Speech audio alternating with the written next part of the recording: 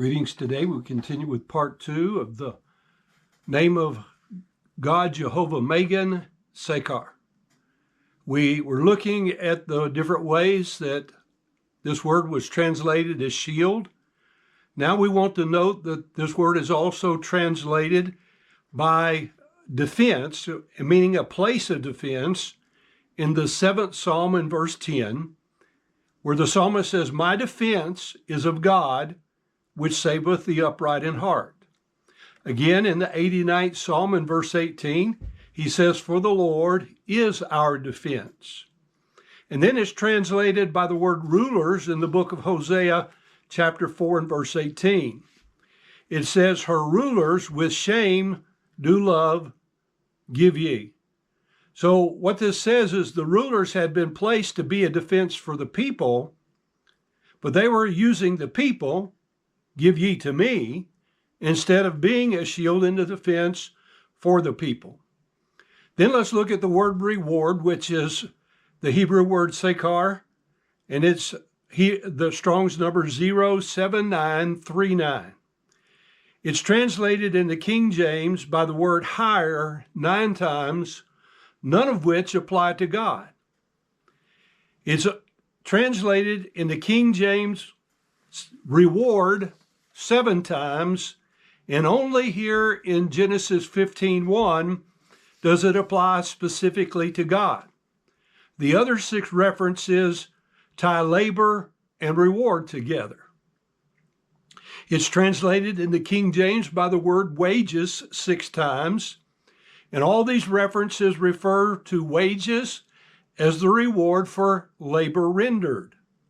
And then we should note that when it says that I am your shield and reward, that it uses these descriptive words.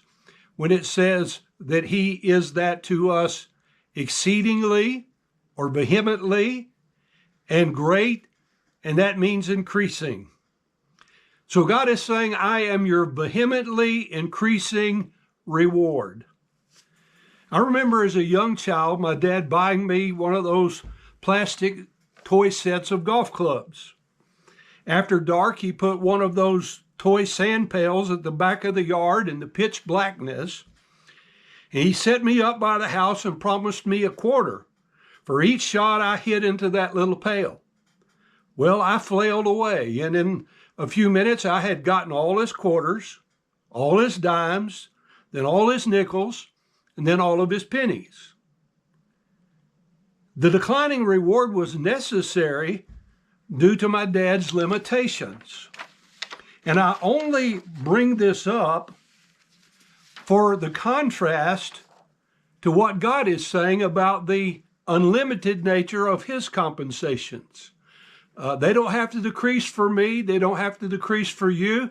They don't have to decrease for any of us, because God is able to abundantly reward every man for every work without ever having to decrease the promised amount of compensation which he has promised. Now, I want us to begin in Genesis 15:1 by considering that Abraham understood what God was saying. After these things, it begins, which in the immediate context would be the events of Genesis chapter 14. In Genesis 14, Abram and his trained household servants have pursued and defeated the giant kings, or at the very least, the slayers of the giant kings. They have defeated the victors and spoiled the spoilers in order to rescue Lot and many others, along with all the goods that had been taken. You know the story. As Abraham returned, he met Melchizedek, and he gave a tithe to him of all those things, and Abraham received a blessing from Melchizedek. It says, after these things, the word of the Lord came unto Abram in a vision, saying, "Fear not."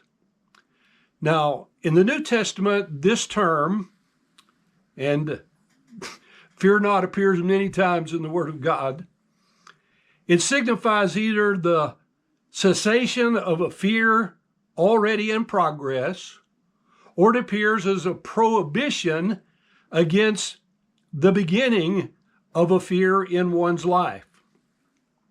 Now, the context would seem to indicate that a very similar usage is before us in Genesis 15:1.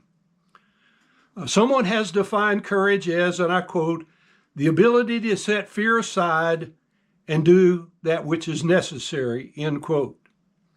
Now, many people are able to do this, but they find that fear seizes upon them after the task is completed. So I want to say to you that Abraham could have been fearful at realizing what jeopardy he had just put he and his household servants in when it was all over. Abraham could have been fearful in view of the fact that these kings might have had those who would want to come and seek revenge upon them. Now, I know you might be thinking, well, that's just supposition on your part. And I readily acknowledge that it is somewhat supposition, but it's based upon observation of human experience in the light of 1 Corinthians 10:13. It is a common temptation, so I do not believe that it's too out of line to suppose that Abram might have been entertaining such thoughts, and I believe the command to fear not implies that one or the other was going on in Abram's life at the moment. Either he had fear seize upon him and he needed to stop, or it was saying, now look, don't be afraid. And I want us to make that connection so that the word of the Lord to Abraham then might speak to us now.